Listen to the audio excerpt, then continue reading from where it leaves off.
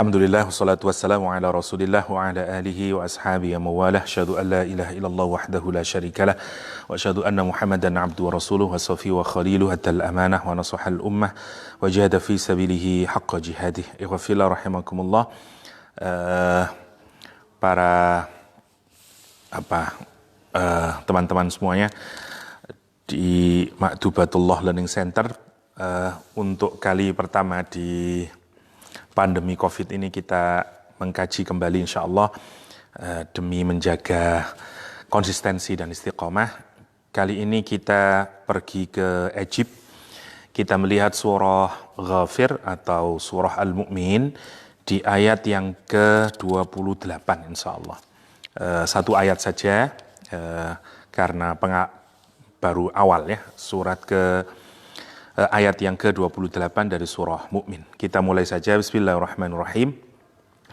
Wa qala rajulun mu'minun min ali fir'aun yaktumu imanahu ataqtuluna rajulan ayaqula rabbiyallah wa qad ja'akum bil bayyinati min rabbikum wa iyyaku kadhiban fa alayhi kadhibuh wa iyyaku sadiqan yusibkum ba'dul ladzi ya'idukum innallaha la yahdi man huwa musrifun kadzdzab. Oke. Ayat ini menarik untuk kita diskusikan karena dia merupakan kisah yang dinarasikan oleh Allah Subhanahu wa taala.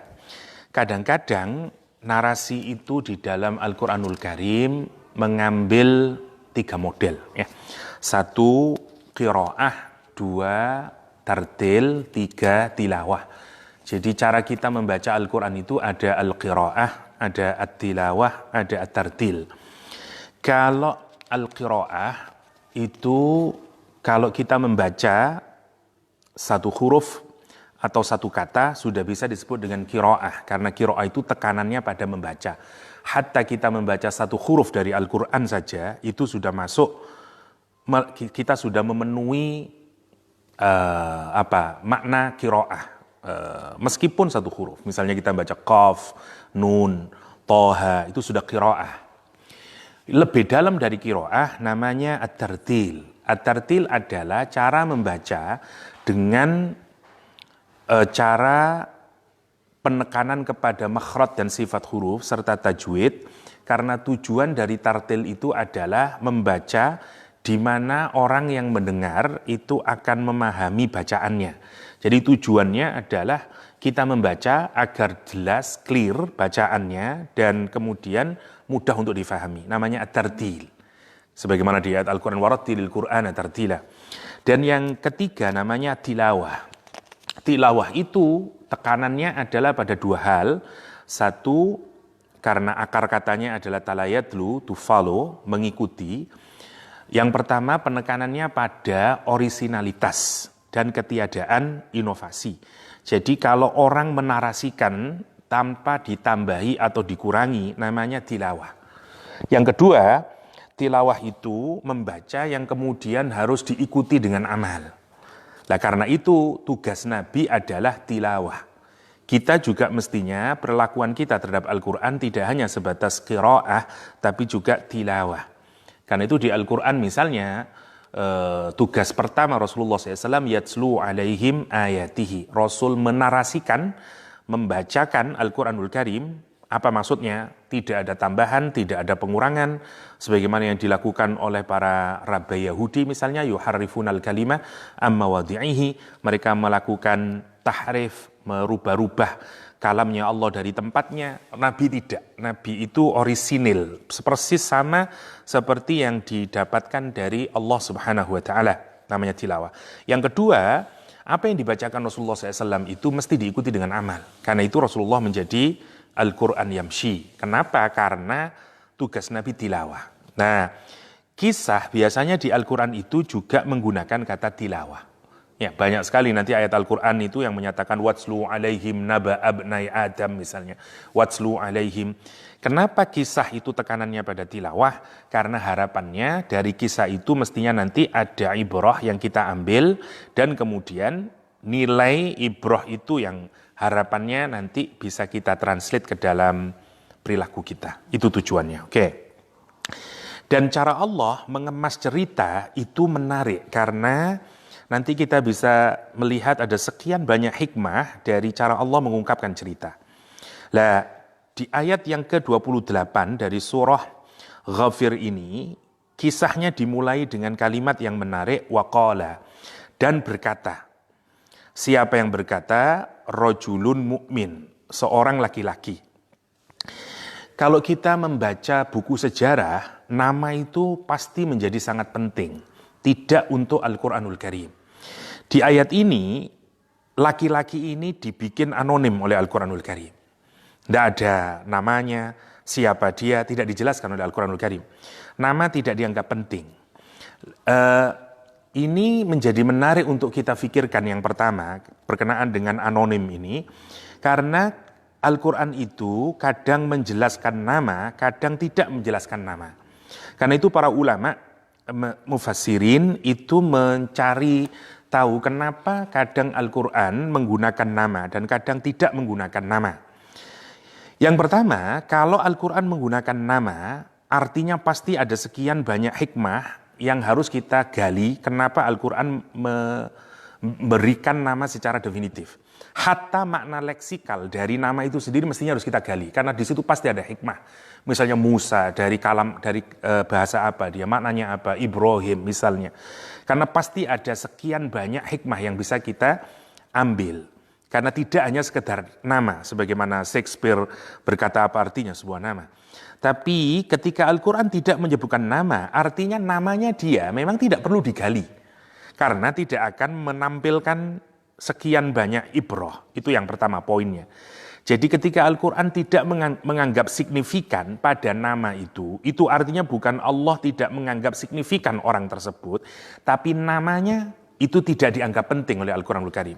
Untuk kebutuhan sejarah mungkin penting, tapi untuk kebutuhan hidayah, untuk kebutuhan kepentingan Al-Quranul Karim itu tidak menjadi concern. Oke, yang pertama poinnya. Yang kedua, kalau Allah tidak menyebutkan nama, implikasinya adalah bahwa kejadian itu akan terulang kembali di dalam bentangan sejarah ke depan dalam kehidupan umat manusia. Ini salah satu mukjizatnya Al-Quranul Karim. Jadi kalau Allah memberikan anonim, itu artinya akan terulang lagi, akan muncul lagi figur yang boleh jadi memiliki kemiripan atau persis dengan tipikal orang yang digambarkan oleh Al-Quran secara anonim. Dan itu salah satu bagian dari min ajaibil Quran, ya, bagian dari keajaiban Al-Quranul Karim. Nanti kita lihat dalam sejarah, apakah ada rajulun mukmin dalam sejarah berikutnya, tahun-tahun berikutnya, ya. Oke, jadi nama tidak disebutkan, tetapi Allah memberikan 3 karakter di ayat ini yang justru ditekankan sebagai cara kita melihat sosok laki-laki yang anonim ini. Yang pertama mukmin, yang kedua ali Fir'aun, yang ketiga yaktumu imanahu. Ini sangat penting untuk kita diskusikan. 3 karakter ini justru dinilai Allah SWT sebagai karakter yang harus kita fahami. Tidak nama. 1 iman, 2 keluarga Fir'aun, 3 menyembunyikan iman. Ini tidak bisa dibalak-balik. Yang pertama, kita harus apresiasi karakter yang diberikan Allah agar kita tahu siapa laki-laki ini. Di Al-Quran menggunakan kata mukmin sebagai karakter pertama dari laki-laki anonim ini. Mukmin itu adalah orang yang beriman. Lekatan kata mukmin yang digunakan sebagai adjektif atau sifat dari rajulun ini menggunakan bentuk kata benda. Dalam kaidah tadabbur Quran yang pernah kita pelajari dulu, kalau kata benda itu implikasi maknanya adalah terhadap 2 hal, 1 ats-tsubut, 2 ad-dawam. Apa konteksnya? Artinya bahwa laki-laki ini memiliki iman yang tsubut, yang kokoh, yang mantap. Artinya Quran mengapresiasi orang ini meskipun anonim, tidak disebut namanya, tapi Allah memberikan karakter imannya sempurna, imannya kokoh, imannya kontinu terus-menerus. Karena al-ismu yadullu ala tsubut wad dawam. Ya, jadi ini yang penting untuk kita pikirkan. Ada orang yang imannya sempurna, imannya kokoh, teguh. Itu maksudnya Allah SWT. Yang pertama. Yang kedua, karakter dari orang ini adalah min ali Fir'aun, dari keluarganya Fir'aun. Keluarga di dalam Al-Quran menggunakan dua kata, satu ahlun, dua alun. Perbedaannya adalah kata ahlun itu dari kata ahalla yu'ahilu, ahala yu'ahilu. Ahlun itu artinya mencocoki atau menyesuaikan. Jadi penggunaannya di dalam Al-Quranul Karim, kata ahlun itu kalau ada kesesuaian orang yang dekat, ya, atau orang yang memiliki kecocokan, al-mulasiqun wal muqarrabun, kalau ada orang yang dekat atau orang yang cocok terhadap sesuatu, terhadap tempat, atau terhadap orang perorangan, itu bisa menggunakan kata ahlun. Karena itu misalnya ada ahlullah, misalnya ahlul bait, misalnya ahlul ilm. Jadi dia lebih luas cakupannya. Dari situ nanti maknanya berkembang menjadi penduduk, ya, dikaitkan, dinisbatkan. Jadi nisbatnya kalau ahlun itu bisa ke ashkhas, bisa ke orang, bisa ke amakin, ke tempat-tempat, ya, atau kepada asya, sesuatu, kata para ulama. Jadi maknanya menjadi lebar, bukan hanya keluarga. Kalau dikaitkan kepada orang menjadi keluarga, kalau dikaitkan menjadi tempat, dikaitkan tergantung, ya, kalau ahlun. Sementara kalau alun itu hanya bisa ke ashkhas, dia tidak bisa ke amakin, tidak bisa ke asya, hanya kepada orang saja. Nah, penggunaannya alun itu bisa karena hubungan darah atau bukan karena hubungan darah. Misalnya karena ideologi, karena pemikiran yang sama, itu bisa menggunakan kata alu. Nah, kita tidak dijelaskan di ayat ini, apakah rojulun yang mukmin ini bagian dari keluarganya Fir'aun karena hubungan darah, atau karena dia menjadi pengikutnya Fir'aun dalam pengertian dia satu political party misalnya, wallahu a'lam, kita tidak tahu. Jadi petunjuk yang kita dapatkan dari makna leksikalnya itu tidak memberikan indikasi, tetapi meskipun demikian makna yang lebih kuat memang biasanya dikaitkan dengan hubungan yang diikat karena ada pertalian darah. Karena itu banyak mufassirin yang menyatakan dia adalah ibnu ammi Fir'aun, anak dari pamannya Fir'aun, wallahu a'lam. Yang jelas dia bagian dari keluarganya Fir'aun.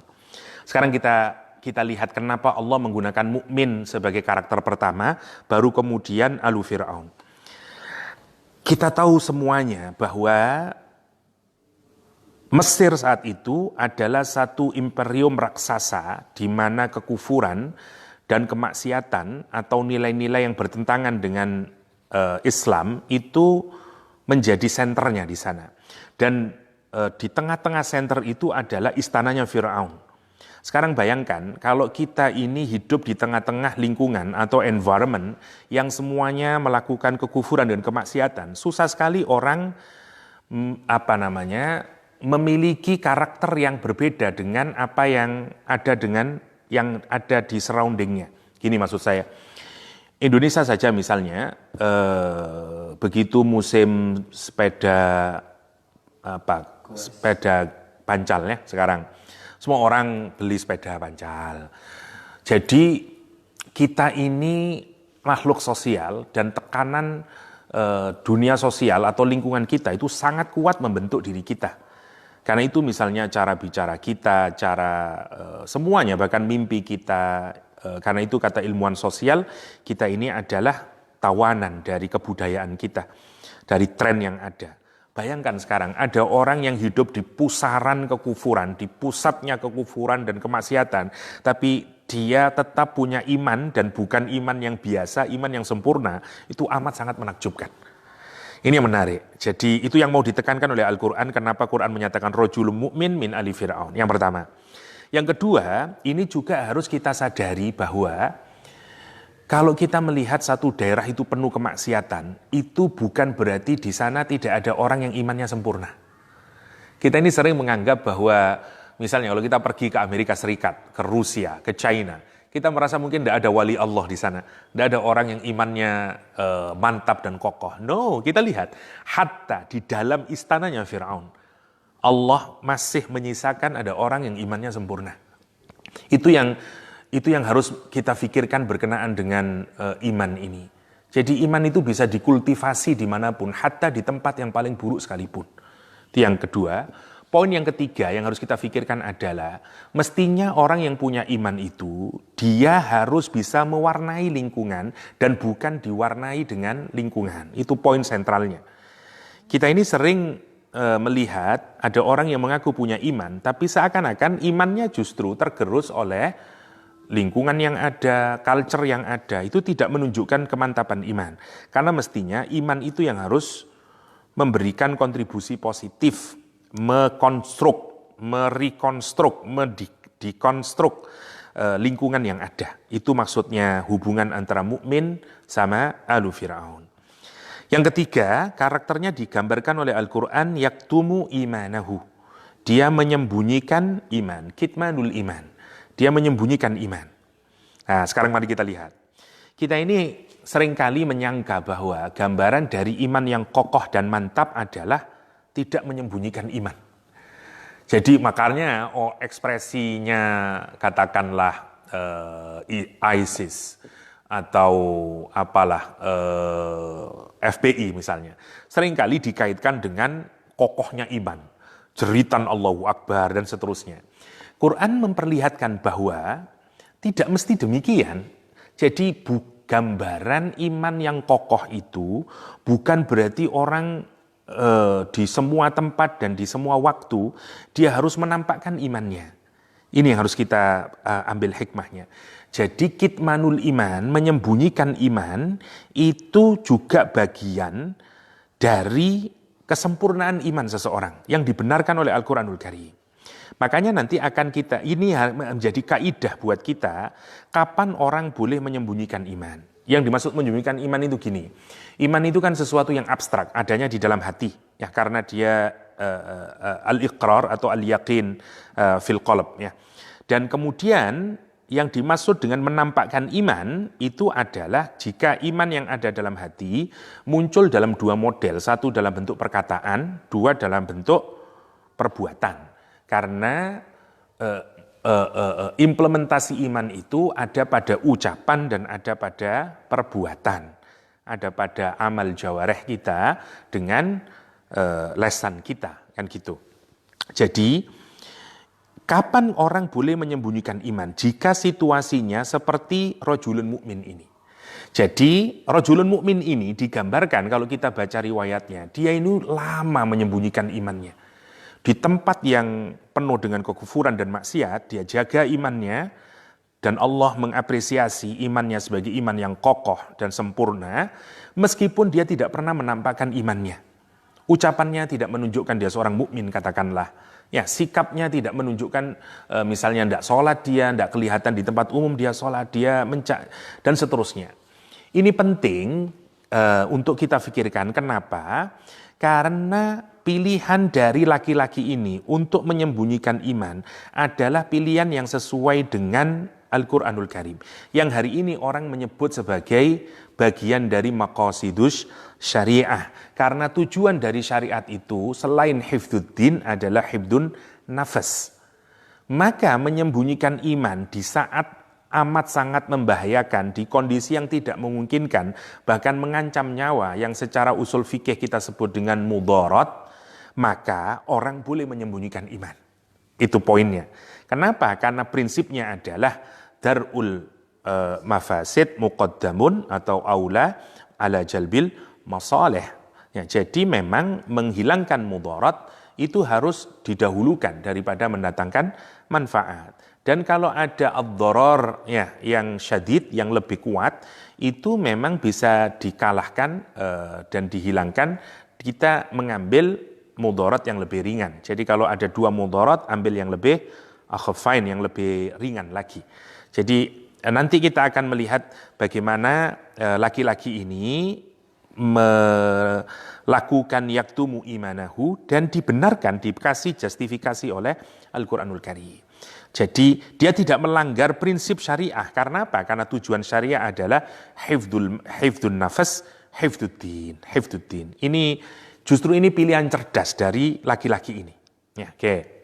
Tetapi nanti setelah yaktumu imanahu, kita juga diperlihatkan ucapan dari laki-laki ini. Artinya begitu dia mengucapkan sesuatu ini berarti sekarang dia ngapain? Menampakkan imannya. Lah kapan orang boleh menampakkan imannya meskipun di situasi yang amat sangat bahaya? Nanti kita melihatkan jika bahaya yang dihadapi lebih berat, maka dia harus mencari bahaya yang lebih ringan. Ya, nanti kita lihat konteksnya. Jadi 3 karakter ini dijelaskan oleh Allah SWT untuk mensifati laki-laki ini. 1 mukmin, 2 ali Fir'aun, 3 yaktumu imanahu. Ini penting untuk kita pikirkan karena kita tidak pernah tahu. Boleh jadi kita nanti akan tinggal di satu daerah yang seperti istananya Fir'aun, seperti Egypt pada zaman Fir'aun, penuh kekufuran. Ya, saya teringat bahkan ada seseorang di Amerika Serikat pasca 9/11 bertanya kepada Abul Fadl, katanya dia bahwa kalau saya pakai jilbab maka keamanan saya makin terancam karena banyak orang melakukan stabbing atau menusuk perut orang-orang yang menggunakan jilbab setelah penyerangan 11 September di Amerika Serikat. Pertanyaan si muslimah itu adalah apakah kalau saya tidak mengenakan jilbab untuk saya merasa lebih aman ketika saya naik kereta api dibenarkan dalam agama. Nah, ini kan menarik karena kita tidak pernah tahu kita ini akan berada pada situasi yang seperti apa. Rajulun mukmin ini memberikan batasan kepada kita ya, bahwa kalau orang yaktumu imanahu itu bukan berarti dia tidak rajulun mukmin. Dia tetap punya iman yang sempurna. Kenapa? Karena kitmanul imannya itu berada pada kondisi yang darurat. Oke. Jadi ayat ini berkisah tentang ada seorang laki-laki yang menyembunyikan imannya. Kita tidak dijelaskan berapa lama dia menyembunyikan imannya, tapi kemudian laki-laki ini speak up. Laki-laki ini tiba-tiba berbicara, dan saat dia berbicara itu direkam oleh Al-Quranul Karim. Dan dijadikan teladan buat kita semuanya sampai yaumul qiyamah. Ini kan menarik. Kenapa? Karena ini adalah ucapannya laki-laki yang sempurna imannya di tengah situasi yang amat sangat berbahaya ketika dia menampakkan keimanannya. Karena itu ayat ini diawali dengan kata waqala. Oke. Kapan dia mengucapkan? Kita runut ke belakang sedikit. Kejadiannya adalah ketika Fir'aun, kalau kita buka ayat sebelumnya, itu berkenaan dengan keputusan polisinya Fir'aun untuk membunuh Musa dan pengikutnya Nabi Musa alaihissalam. Kejadiannya adalah begini, Nabi Musa alaihissalam, kita ketahui bersama, dulu adalah diselamatkan oleh Imra'atu Musa, oleh istrinya Fir'aun, ya, dan kemudian dirawat sampai kemudian menginjak remaja, saya katakanlah 20, 30 years, saya tidak tahu untuk berapa usia remaja. Kemudian terjadi kesalahan itu memukul orang Kipti, dan Al-Mala Mesir ya itu memutuskan untuk membunuh Musa di tempat. Logikanya kenapa mereka melakukan keputusan untuk boleh membunuh Musa di tempat? Karena sebenarnya Musa orang Bani Israel, dan semua penguasa, menteri, para jenderal, para polisi ini adalah orang-orang Kipti. Tentu saja mereka nggak suka kalau the Prince of Egypt, yaitu Musa alaihissalam yang nanti akan naik menjadi the king. Mereka tentu saja secara politik lebih senang dipimpin oleh orang Kipti sendiri. Tetapi kenyataannya adalah Musa adalah Prince of Egypt, dan mereka mencari cara bagaimana untuk mengusir atau men-tackle Musa. Nah, kesempatan itu adalah kesempatan paling terbaik karena Musa dianggap melakukan kesalahan, melakukan pembunuhan, maka dalam hukum Mesir kalaupun dia ditembak di tempat itu boleh saja tanpa dia bertanya dahulu kepada Fir'aun saat itu. Dan nanti Al-Quran menjelaskan begitu para jenderal ini, Al-Mala ini ya memutuskan untuk membunuh Musa, Ada ayat Al-Quran di surat Al-Qasas yang menyatakan waja'a rajulun min aqsal madinati yas'a, dan berkata kepada Musa, innal mala'a ya'tamiru, sesungguhnya para malak itu sekarang telah membikin order, bikin perintah untuk membunuh kamu. Nah, para ulama mufassirin menyatakan bahwa rajulun min aqsal madinati yas'a yang menyatakan innal mala'a ya'tamiru bika yaqtuluk itu adalah rajulun mukmin yang di ayat ini. Jadi ada koneksi sebenarnya orang ini karena dia sudah beriman sebenarnya sejak awal. Ini yang kita bisa lihat koneksinya. Maka Nabi Musa pergi ke Madian, tinggal lama di sana sampai menikah, baru kemudian Allah meminta kepada Nabi Musa alaihissalam setelah diangkat menjadi nabi untuk pergi lagi ke Mesir. Nah, yang menarik untuk kita pikirkan, Mesir itu pasca Musa diselamatkan, itu sebenarnya sudah menghentikan polisi membunuh anak bayi laki-laki. Jadi polisi pembunuhan bayi laki-laki itu diawali dari mimpinya Fir'aun, ya, karena Fir'aun mimpi ada api dari campnya Bani Israel yang kemudian menyambar ke istana. Ketika ditanyakan, katanya adalah bahwa nanti ada anak laki-laki dari Bani Israel yang akan mengalahkan kerajaanmu Fir'aun. Karena itu Fir'aun kemudian memutuskan untuk melakukan polisi pembunuhan. Tapi kemudian polisi ini berhenti ketika Musa diselamatkan. Kenapa kok berhenti? Karena habis manpowernya. Akhirnya sudah tidak ada lagi. Nah, ketika Musa kembali lagi, yang menjadi raja di Mesir sudah bukan Fir'aun yang dulu, sekarang digantikan oleh anaknya Fir'aun. Nah, yang menarik sekarang, Musa datang itu dibekali oleh Allah SWT dengan ayat-ayat, ya, atau dengan bayinat, tanda-tanda keajaiban atau mukjizat yang sebenarnya mukjizat itu atau bayinat itu kalau di ayat ini didatangkan agar meneguhkan kenubuahnya Nabi Musa alaihissalam dan agar orang-orang Kipti itu menerima Musa sebagai nabi dan beriman. Yang menarik ya, jadi bayinat itu sebenarnya adalah puncak dari peringatan yang diberikan oleh Allah SWT. Karena orang itu pertama kali dinasehatin dengan dakwah terus sampai puncaknya adalah mukjizat atau bayinat. Karena kalau pasca bayinat maka tinggal azab. Itu sekuennya begitu. Sekarang bayangin, ada berapa mukjizat, ada berapa bayinat yang diberikan oleh Allah kepada Nabi Musa alaihissalam agar Fir'aun dan orang-orang Mesir itu bertaubat kepadanya. Kembali kepada Allah SWT. Bukan 1, 9. Bayangkan. Tiska ayatim bayinat, kata Al-Quranul Karim. Ini kan Masya Allah 9. Ya. Jadi Musa datang ke sana. Dan kemudian kalau kita baca tafsir, kejadian ini adalah setelah Musa mengalahkan para sahir. Ya, tukang sihirnya Fir'aun yang melemparkan tali temali itu, kemudian Nabi Musa alaihissalam melemparkan tongkat dan dimakan semuanya ular-ular palsu itu. Setelah kekalahan ini, maka Musa masih tinggal, ada yang menyatakan 20 tahun, tidak terlalu penting untuk kita diskusikan berapa lama Nabi Musa, tapi Nabi Musa pelan-pelan mendapatkan pengikut.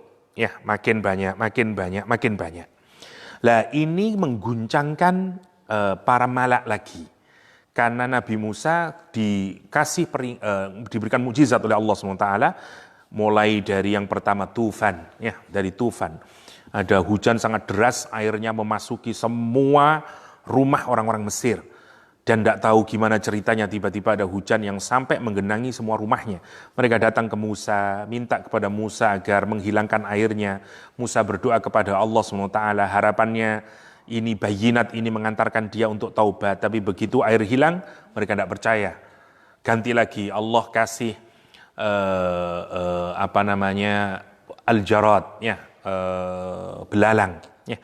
Kasih belalang merusak seluruh pertaniannya, bahkan memakan pintu dan fondasi rumahnya orang-orang Kipti. Tapi sekali lagi terus wal kummal, kutu, wad dofade, kata, waddam, darah, Jadi ada 9 ya yang mukjizat yang diberikan Allah kepada Nabi Musa alaihissalam sebagai peringatannya. Satu tongkat al-asa, yang kedua aliyat, tangannya Nabi Musa yang mengeluarkan cahaya putih, dan seterusnya ya, seperti tofan ya, kummal, dofade, al-jarat, ada 9 semuanya yang diberikan oleh Allah kepada Nabi Musa. Singkatnya, begitu sekarang Nabi Musa alaihissalam mulai mendapatkan pengaruh di Mesir, para menteri, para jenderal malah ini berkumpul kembali. Keputusan mereka adalah ini harus kita hentikan Musa ini. Kalau enggak ini bahaya buat politik kita. Dan polisinya adalah, keinginan mereka adalah bunuh Musa dan bunuh semua pengikutnya Nabi Musa. Meskipun tetap menggunakan redaksi yang sama, bunuh anak laki-lakinya dan biarkan perempuannya. Tapi pada konteks ini adalah policy yang kedua, second policy yang diberikan oleh Fir'aun nanti setelah absen dari Nabi Musa kecil yang ditemukan itu. Karena ini nanti kunjungan Musa yang kedua. Nah, yang menarik sekarang, gambarannya adalah para malak ini sebenarnya sudah bersepakat untuk membunuh Musa. Tetapi Fir'aun saat itu masih dalam kegamangan. Karena bagaimanapun sebenarnya Fir'aun yang sekarang ini masih temannya Nabi Musa alaihissalam. Sehingga karena diserbu dengan berbagai pandangan yang semuanya menginginkan agar Fir'aun ini berani dan gagah untuk memberikan policy membunuh Musa dan pengikutnya, maka dia kemudian memutuskan, ibaratnya kalau sekarang kayak di rapat MPR DPR-nya ya, ini di tengah istana, policy diambil oleh Fir'aun dan menyatakan Zaruni, ya biarkan aku membunuh Musa. Lah, jadi bayangin sekarang, ini rapat resmi, semua menteri, semua pembesar Mesir berkumpul di istananya Fir'aun. Tidak ada satupun orang berani berbicara di depan Fir'aun. Dan Fir'aun sudah mengetok palu memutuskan untuk Zaruni, biarkan aku bunuh Musa. Ya, orang ini berkata. Nah, ini yang menarik untuk kita pikirkan. Jadi orang ini berkata di saat yang paling kritis. Nah, jadi mari kita lihat kontrasnya. Tadi orang ini digambarkan sebagai orang yang menyembunyikan iman. Sekarang orang ini digambarkan sebagai orang yang menunjukkan imannya. Kenapa dia menunjukkan iman di saat yang kritis? Karena sekarang mari kita lihat mudorotnya. Polisi Fir'aun ini adalah polisi yang akan mematikan Musa, membunuh Musa, dan bukan hanya Nabi Musa, tapi semua pengikut Nabi Musa alaihissalam. Artinya mudorotnya adalah, ini mudorot yang jauh lebih besar karena hancurnya Musa, hancurnya seluruh umat muslim yang ada pada saat itu. Dibanding dengan kematiannya sendiri. Dan ini sekali lagi sesuai dengan prinsip syariah Islam atau prinsip dalam usul fikih, kalau ada 2 mudorot, ambil mudorot yang lebih kecil. Inilah sifat iman yang sempurna. Jadi orang iman yang sempurna itu bukan konyol-konyolan, bukan gagah-gagahan, no. Jadi dia penuh pertimbangan, rasional pertimbangannya, cerdas, tapi tetap juga merujuk kepada bagaimana hifdun nafas dan seterusnya. Maka di saat kritikal ini, imannya jauh lebih kuat. Sehingga kata dia, saat ini saya harus berbicara. Karena kalau enggak, maka mudharat yang lebih besar akan menimpa. Karena itu dia berbicara. Dan Al-Quran merekam pembicaraan seorang di depan Fir'aun. Kenapa? Karena sebagaimana hadis Rasulullah SAW, afdalul jihad kalimatu adlin inda sultanil jair. Ya, sesungguhnya jihad yang paling utama adalah mengatakan kebenaran di depan penguasa yang zalim. Ini resikonya kematian, bukan sekedar resiko biasa ya. Bayangin, kita menentang polisinya Jokowi aja ketakutan kita ya. Apalagi ini Fir'aun, itu yang harus kita pikirkan. Makanya Allah merekam dan lihat, cerdas sekali orang ini. Ini yang kita pikirkan ya. Orang iman itu kalau sempurna juga cerdas. Allah cerdaskan otaknya, Allah cerdaskan. Lihat, kalimatnya menarik. Kata dia, ataktuluna rojulan ayyakula rabbi Allah. Ini bayangkan seperti katakanlah kita berdiskusi di MPR, DPR lah kira-kira begitu. Dan ini tentu dibutuhkan logika yang sangat kuat karena harus melawan para menteri, penguasa, dan segala macamnya. Karena itu dia berkata, apakah kamu akan membunuh rojulan, seorang laki-laki, yakni Musa alaihissalam, yang kesalahannya adalah ayyakula Rabbi Allah. Kesalahannya adalah dia memiliki keyakinan, memiliki iman yang berbeda dengan kamu. Keyakinannya adalah Rabbi Allah, Tuhannya adalah Allah SWT. Dan dia bukan omong kosong, bukan punya keyakinan hanya berdasarkan keyakinan. Dia datang waqad ja'akum bil bayyinat mir rabbikum, dan dia datang dengan bayyinat. Maksudnya begini. Oke. Kalau orang melakukan kesalahan secara fisik, maka kalau dibalas dengan fisik itu berdasarkan justice. Oke. Kesalahan orang ini adalah memiliki keyakinan. Dan bagaimana Anda menyalahkan orang yang memiliki keyakinan, karena keyakinan itu atau iman itu adalah hak asasi, hak dasar yang tidak bisa diberangus oleh siapapun saja, dan itu dibenarkan oleh Al-Quranul Karim. Ini yang menarik ya. Jadi masalah iman, kepercayaan, agama itu hak individual. Hatta dalam agama kita tidak boleh maksain orang untuk masuk Islam. Kita ini hanya mendakwai orang untuk masuk Islam, tapi urusan dia menerima Islam atau tidak itu tidak boleh kita memaksakan. La ikroha fiddin. Demikian juga karenanya, bagaimana kamu menerapkan hukum bunuh terhadap orang yang punya hanya kesalahannya karena keyakinan. Ini yang menarik. Ini yang menarik. Makanya, oke lah, kalau kita lihat hukum penanganan negara, state, terhadap terorisme misalnya ya. Ada dua aliran secara umum, gaya Amerika yang menekankan pada human right dengan gaya European.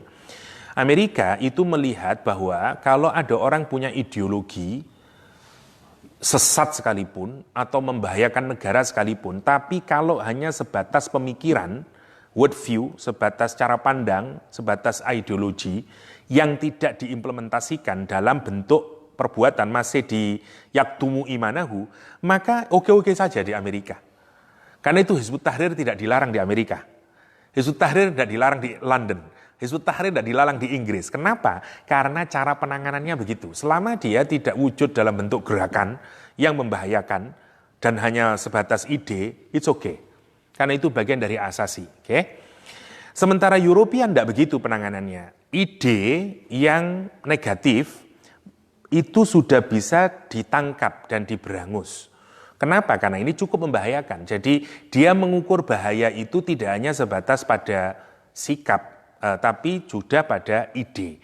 Karena itu untuk European tidak boleh. Hizbut Tahrir tidak hidup di Jerman misalnya. Lah, katakanlah dua pendekatan ini, kalau mau kita bandingkan dengan polisinya Fir'aun, mana yang lebih worse? Fir'aun. Jadi mau Amerikan atau mau European, itu masih sebatas memberangus ide. Katakanlah misalnya membekukan organisasinya. Fir'aun enggak, bunuh, bayangkan. Ini yang tidak masuk akal, bagaimana tingkat kesewenang-wenangan yang dilakukan oleh Fir'aun. Karena itu dia mengadres. Sekarang kan ini menarik sebenarnya kalau kita gunakan dengan pendekatan sosiologi politik. Dia berkata, ataqtuluna rajulan ayyakula rabbi Allah. Bagaimana kamu membunuh orang yang kesalahannya adalah dia punya belief yang berbeda. Dan siapa yang controlling belief? Tidak bisa itu, controlling ideas, tidak bisa. Dan yang menarik lagi, idenya bukan berasal dari antah berantah. Dia datang dengan membawa bayinat. Yang menariknya, Fir'aun tahu bayinatnya itu. Hujan turun, dofade, kummal, Masya Allah. Menurut saya ini argumentasi yang sangat kokoh. Dan sebenarnya kalah dengan argumentasi ini. Yuk bagaimana, misalnya, bagaimana Musa tidak mempunyai keyakinan demikian karena kamu masih ingat banjir yang menimpa kita. Kau masih ingat bagaimana tongkatnya Musa berubah menjadi ular yang sangat besar yang mengalahkan tukang sihir. Dia bukan ngomong kosong, karena itu dia punya keyakinan. Kata itu, poin yang pertama. Itu maksudnya dakwah dengan menyentuh apa? Logika dan rasional. Itulah maksud saya. Orang itu kalau dakwah, iman itu juga harus kita bungkus dengan cara-cara yang rasional dan logis. Sebagaimana yang dilakukan oleh laki-laki ini. Yang kedua, dia lihat logika yang kedua, menarik kata dia. Wa iyyaku kadziban fa alaihi kadzibu. Sebenarnya wa iyyaku ini dan nunnya, cuman karena sering digunakan, maka penggunaannya dalam bahasa Arab juga seringkali nunnya dihilangkan ya karena kebiasaan. Wa iyyaku, dan kalau saja Musa itu pembohong, saya katakanlah Musa keyakinannya salah. Siapa yang dapat konsekuensi negatifnya? Ya Musa sendiri.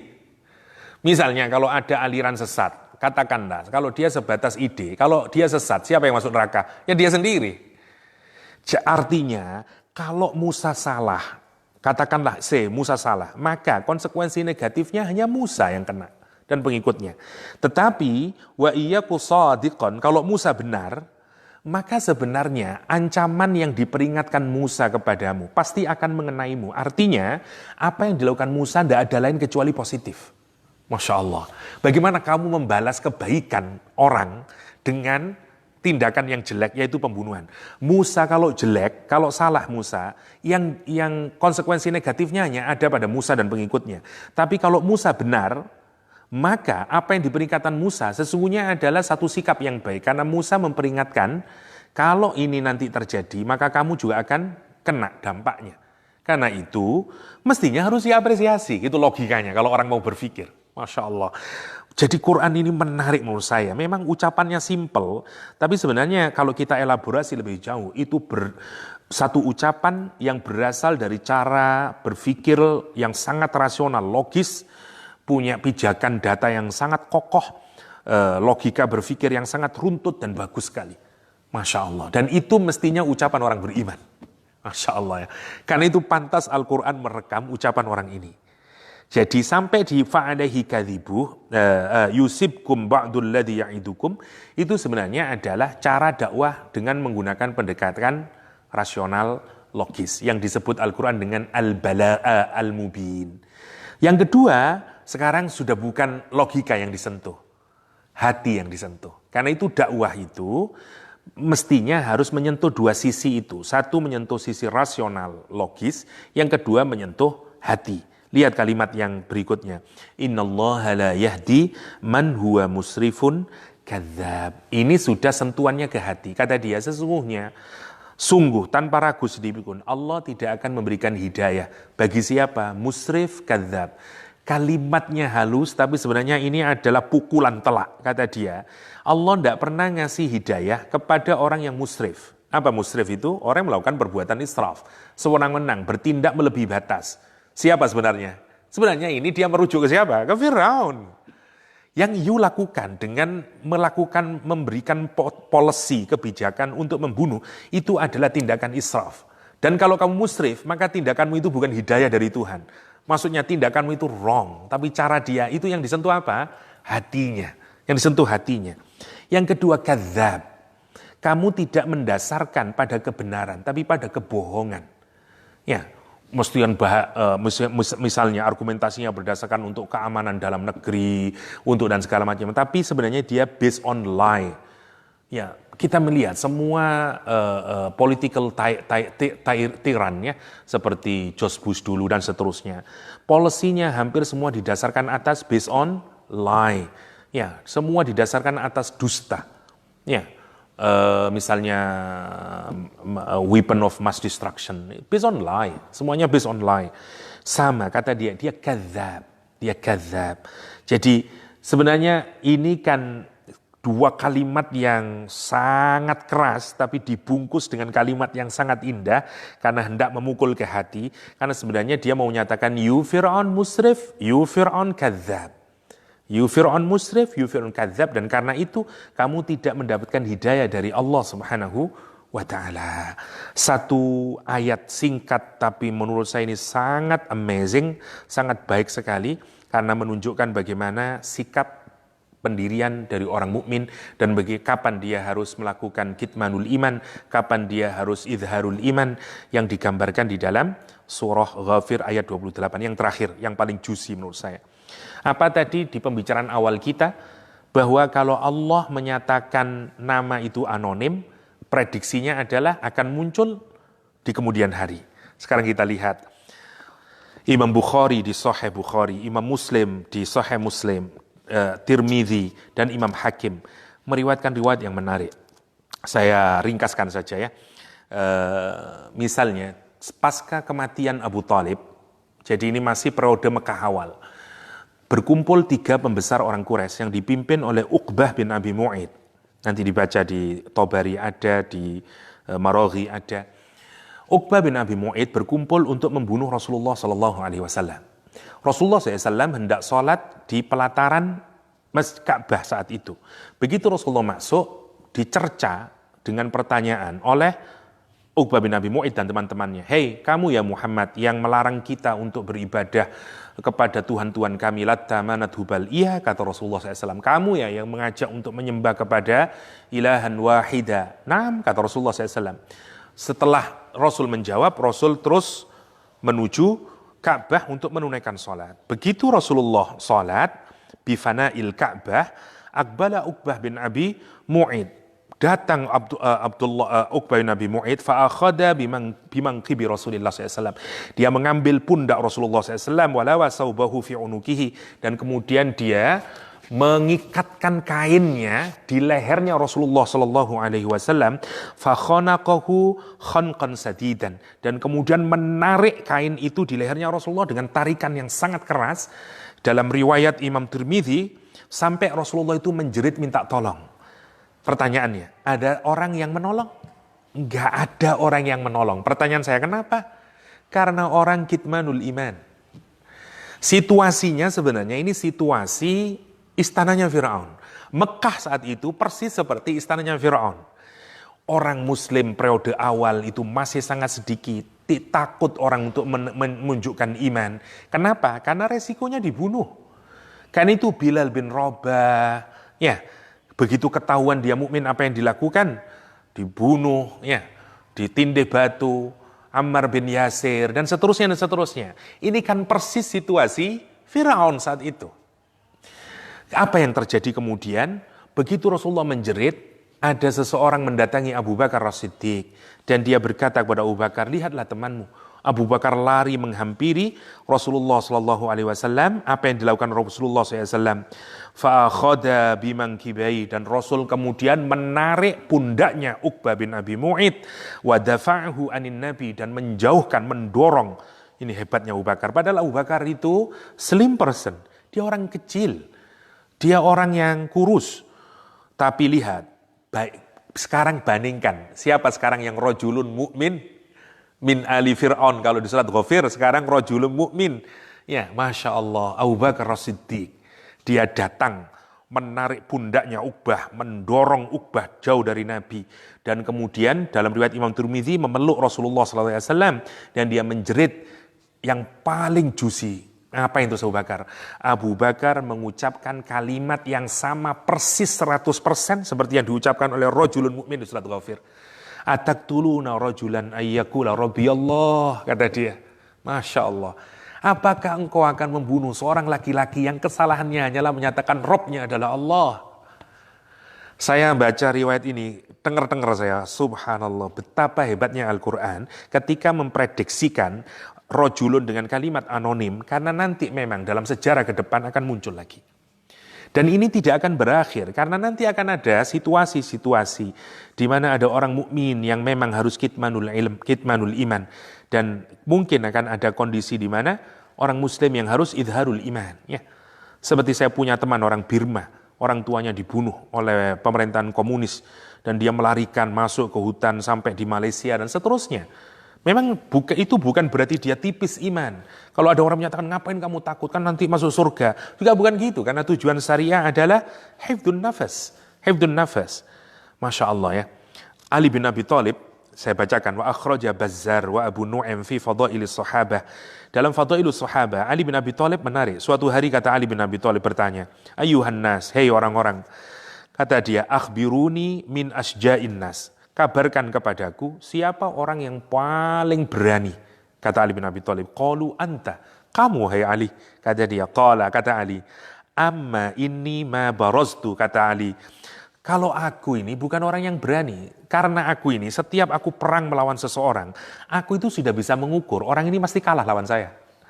Sehingga saya ini bukan orang yang berani, karena katakanlah seperti beginilah, saya 100 kilo, lawan saya 70 kilo atau 50 kilo. Lah ya bukan berani lah. Katakanlah saya robohin aja, kalah dia. Gitulah kira-kira. Ali menyatakan bukan saya. Walakin akhbiruni an asja'in nas. La na'lam, kata orang-orang. Kami tidak tahu kalau demikian Ali. Faman, maka siapa? Qala, lihat jawaban Ali. Abu Bakrin. Abu Bakar. Kenapa Ali kemudian menarasikan cerita ini? Ra'aitu Rasulullah SAW. Kenapa Ali kok tidak bisa bantu saat itu? Karena Ali masih kecil. Peristiwa ini adalah Rasulullah dan Abu Bakar terpaut 2 tahun. Ali masih anak kecil. Dan dia menyaksikan dengan matanya. Tidak ada orang yang berani keluar membela Rasulullah. Satu-satunya orang yang berani keluar membela Rasulullah adalah Abu Bakar As-Siddiq. Abu Bakar As-Siddiq. Dan kemudian Ali menyatakan, fawallahi, kata dia, demi Allah, kata Ali bin Abi Thalib, seharinya Abu Bakar pada saat itu jauh lebih baik daripada rojulun mukmin yang ada di surat Ghafir, kata Ali bin Abi Thalib. Kenapa? Karena orang mukmin yang di surat Ghafir itu masih menyembunyikan imannya, sementara Abu Bakar As-Siddiq dia tegaskan imannya, dia habiskan hartanya, dan dia berikan darahnya untuk perjuangan agama ini. Itu appraisal yang diberikan oleh Ali bin Abi Thalib kepada Abu Bakar As-Siddiq. Ini juga menjadi jawaban kita kalau kepada orang Syiah yang menjelekkan Abu Bakar As-Siddiq. Fawallahi la sa'ah min Abi Bakrin khairun min mithli mu'mini ali Fir'aun, kata Ali bin Thalib. Dzalika rajulun yaktumu imanahu fa asnallahu alaihi fi kitabihi wa hadha rajulun a'lana imanahu, kata Sayyidina Ali. Sementara ini, laki-laki ini yaitu Abu Bakar As-Siddiq menampakkan imannya. Wa badzala maluhu, menghabiskan hartanya, wa damuhu, dan darahnya. Masya Allah, itu menariknya ayat ini untuk menjadi renungan kita, bagaimana kita ini menampakkan iman, mengokohkan iman. Ya. Jika rajulun mukmin di masa Musa alaihissalam kemudian diteruskan oleh Abu Bakar As-Siddiq, pertanyaan selanjutnya adalah who is the next rajulun mukmin? Ya. Demikian mungkin yang bisa kita sharingkan untuk pertemuan sore ini. Hadanallahu wa iyyakum ajma'in wa sallallahu ala nabiyyina Muhammadin wa alihi wa sahbihi wasallam wa akhiru da'wana alhamdulillahi rabbil alamin. Assalamualaikum warahmatullahi wabarakatuh.